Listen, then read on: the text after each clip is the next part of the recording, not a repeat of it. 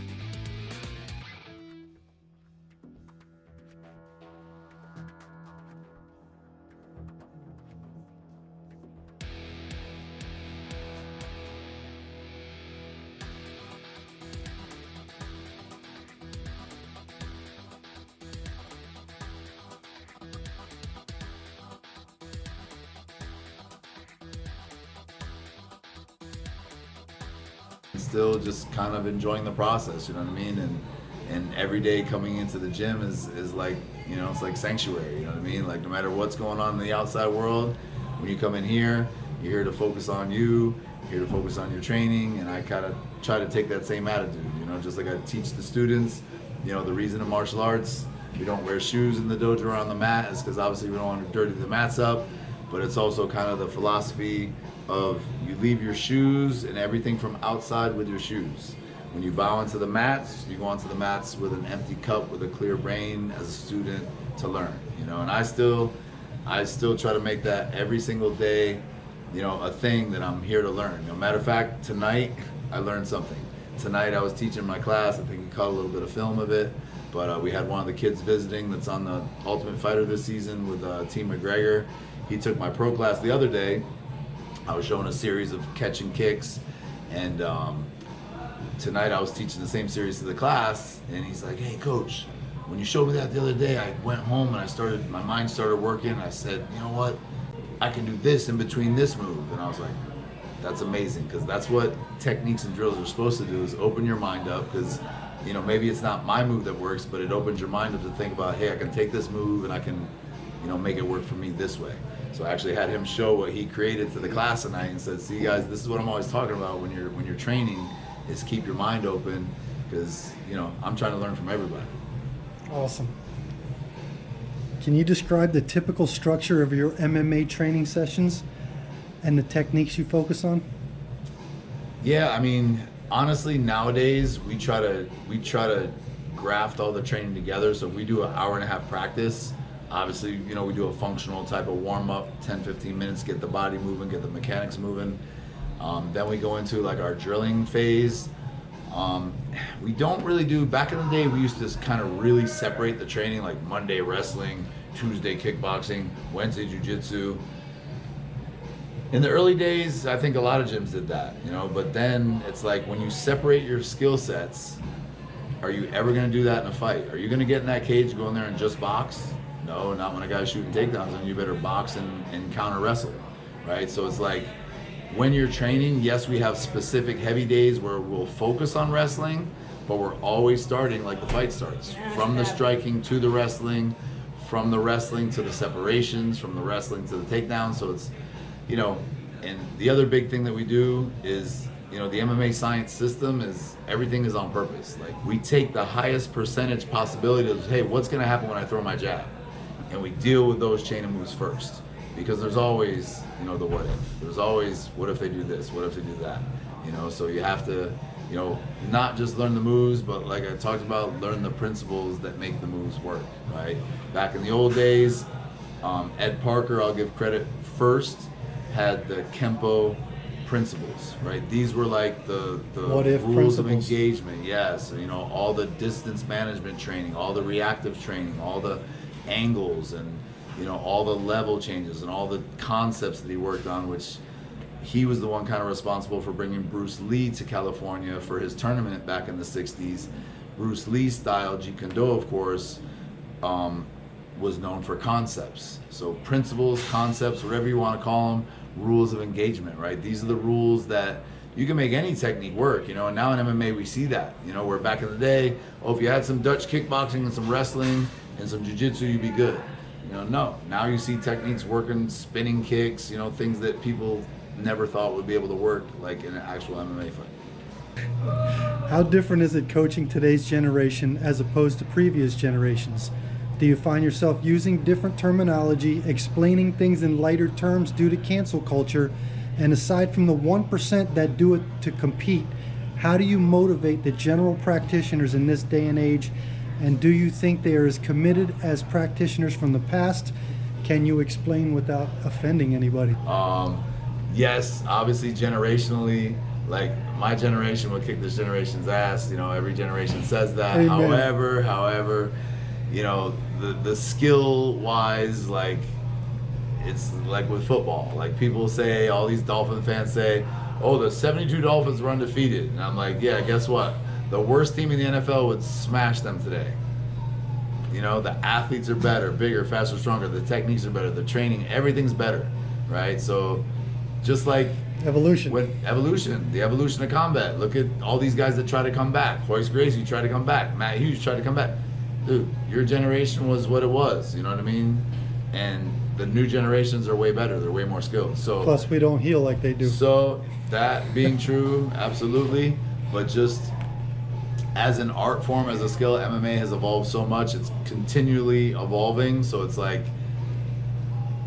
skill-wise, yes. You know, mental fortitude-wise, maybe not. But again, that's something that's a coach's job. You know, any coach can teach skill, but you know, there's certain attributes that fighters have that they're just born with. You know what I mean? And that's that X factor. And that's, you know, that's why when you get like a, you know, Amanda Nunes, and you get a chance to coach a, you know, superstar athlete like her, or when John Jones, you know, went to Jackson's MMA in Albuquerque, or when GSP walked into TriStar in Canada, you know what I mean? Like, these are special athletes, you know what I mean? So, yes, of course, coaches like to take credit, but for me, it's like, you know, I feel blessed and lucky to have gotten to work with someone has the fight IQ of an Amanda, you know what I mean? Who's just so smart and knows the art so well and can literally just, you know, when you talk about like a Bruce Lee, for me, like that's like the female Bruce Lee, you know what I mean? The understanding of the game, you know, to do the things that she's done in the sport is just crazy, you know, so. We had some amazing female practitioners in our gym back in the day, Yep. but they're nothing like the female fighters of today. In my opinion, you're on a short list of the greatest MMA coaches in the world today, man or woman. But how has teaching women's MMA changed for you, and how did you evolve your coaching style from generation to generation? Man, it's, you know, like I said, tried to grow with the game, tried to be open-minded. You know, I feel like coaching the women is a little bit different, just because obviously if you're married or if you got a daughter, like you kind of know, a little bit more emotional. But really I feel like all fighters, like as tough as they want to be, you know, even some of the guys, everyone fights for a reason, you know what I mean? Everyone has the reason of why they fight, but all fighters have, you know, that little something special, you know what I mean? So, but definitely, you know, being a coach, and you know, obviously I've always coached women and girls, you know, from the time in the 90s when I was coaching karate fighters and kickboxers, and then into obviously MMA. You know, it's just probably a different relationship you develop, you know what I mean? So for me as an older coach, more like a kind of like a father figure. I won't say, you know, with my first probably female fighter, Valerie Letourneau from Canada, was just coming off the Ultimate Fighter,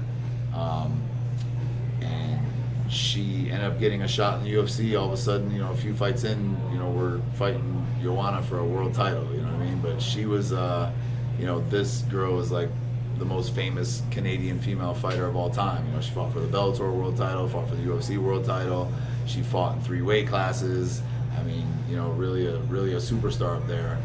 But you know, when you spend a lot of time with these fighters and you're traveling the world with them and training them every day, you know, it becomes more than just, you know, martial arts. You develop relationships, and you know, you kind of learn how people tick. You know what I mean? Because everybody's different. You know, everybody's different. What their why. You know, and I feel like as a coach, you got to know that about your fighters. Like, why does this guy fight? Why does this girl fight? You know, and sometimes it's from trauma. Sometimes it's from, you know, issues they have. But it's important to know, you know, to be able to pull it out of them, you know, if you need to.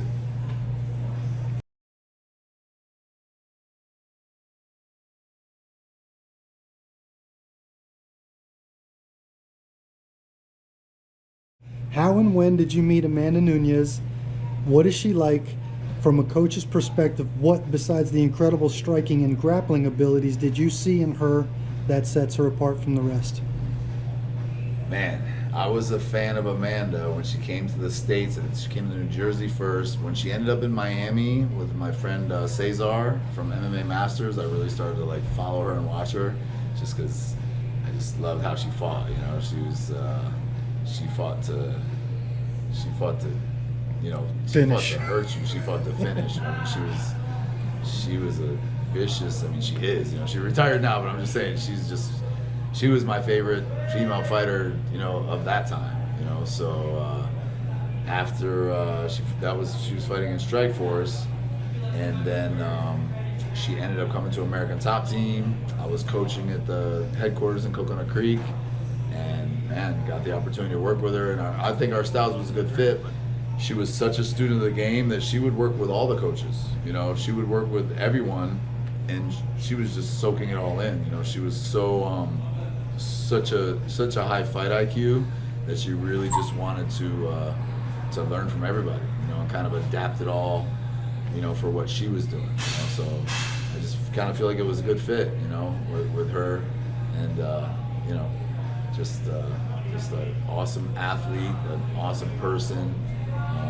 You know, just to say that I was a part of that journey, you know, and in the corner for some of those awesome fights was, man, for a guy like me that's coaching, it's like coaching in the Super Bowl. You know what I mean? When you walk out and T-Mobile Arena sold out, and you know, it's pretty crazy. You know, even when you're the coach, you know what I mean? Imagine how the fighter feels. They're gonna get in there and fight. But yeah, and she's just awesome. You know, and it never really changed her. You know what I mean? From when I met her then, when she was, you know, probably not really even making money yet. You know what I mean? And never really changed her, you know, so you gotta have a lot of respect for someone like that, because I've also seen fighters that start making money or they win a world title and it goes, you know, straight to their ego, you know, and that definitely didn't happen with her. So yeah, Blessings. yep. How did it feel when she put those 2 belts on your shoulder after her final fight? Oh man, dude, that was like a party in the cage, man. Yeah, we was up there dancing and everything else, had the baby dancing, and just really special, man. You know, really special to be a part of history, you know, that may never be repeated. You know, I really, you know, it'll be a lot of years before somebody does what she did. It's going to be a major achievement. If ever. You know, and obviously it showed her skill set and just dominating everybody. You know what I mean? It just, you know. So. ATT made some changes for a couple of fights. You were a staple in the training camps of her most notable fights. Now that she's retired, what can we expect from the Lioness in the future? Is she planning to get involved in the coaching aspects of women's MMA? Will she host training camps, and will you have some sort of a role in it? If yes, would you like to have a major or a minor role? Man, that's a good question for Amanda. You know what I mean? We have spoken about it. Her and Nina have the Lioness Studio. They have some fighters over there training. I've been obviously focused on MMA Science Academy because I'm super busy over here, and you know, now we have a pro team going during the day. But absolutely, you know, I've had conversations with them about, hey, if you guys want to get a pro team going, obviously American Top Team got all the females. Every female in the world wanted to go train with Amanda, you know what I mean? So they have, I believe, by far the biggest female team in the world. Amazing athletes and stuff over there, but I feel like if Amanda were to go that route, you know, and Nina too, you know, Nina's super smart fight IQ. She's been in martial arts forever. You know, Nina was coaching all them fights along with us, so I feel like between those guys, they could definitely have a successful team. You know, but absolutely, if they wanted me to be involved, I would 100%, you know, be a part of it.